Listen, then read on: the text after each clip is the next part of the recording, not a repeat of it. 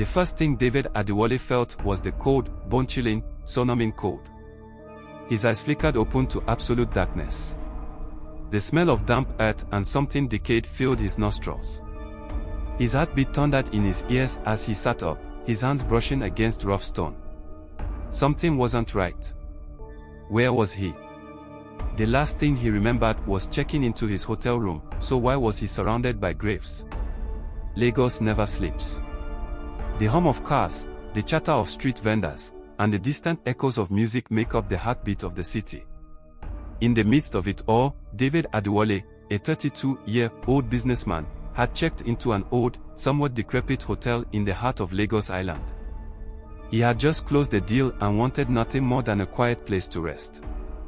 The hotel, Golden Crest Inn, was not his first choice, but it was close, affordable, and available at the moment. The receptionist, an elderly woman named Mama Nkechi, watched him with an unsettling smile as she handed over the key to room 306. "Rest well, my son," she murmured, her voice carrying an eerie finality. He shrugged off the strange tone, too exhausted to care. That night, David drifted into a deep sleep. But when he woke up, it wasn't in the hotel. He was lying on damp earth, surrounded by gravestones. A cool breeze rustled the leaves of the twisted trees above him. The air was thick with moisture, and a thick fog hovered just above the ground. David sat up, rubbing his eyes. His body was cold, his clothes damp. His heart pounded as his eyes adjusted to the dim moonlight illuminating the strange place. He wasn't in room 306. The walls, the ceiling, the warm bed, it had all vanished.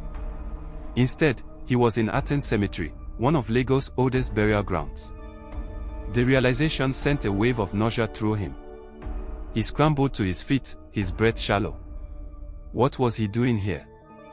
Had he been drugged? Kidnapped? Was this some elaborate prank?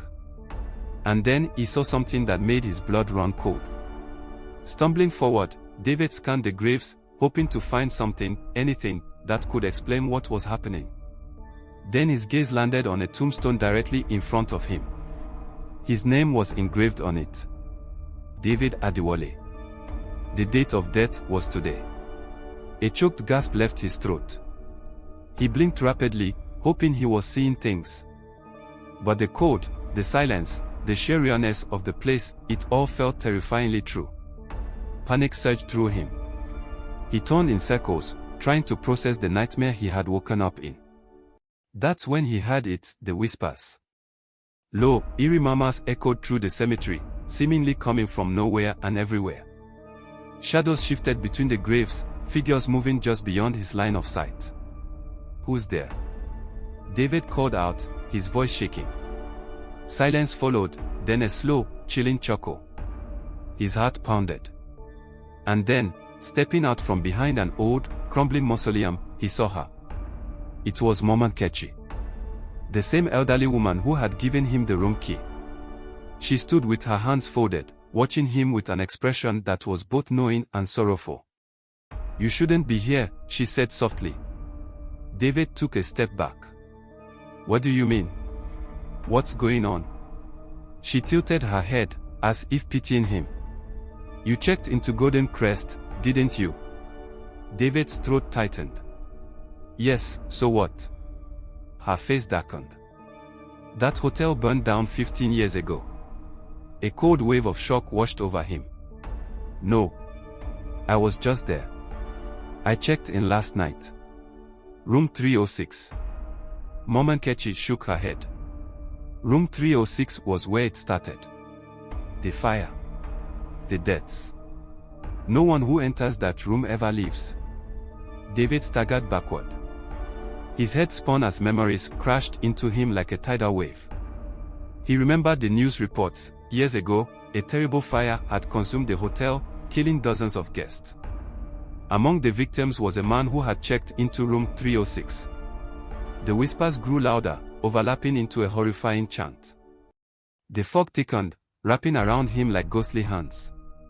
He tried to run, but his feet felt heavy, the earth beneath him pulling him down. He looked at Mama Nkechi, pleading.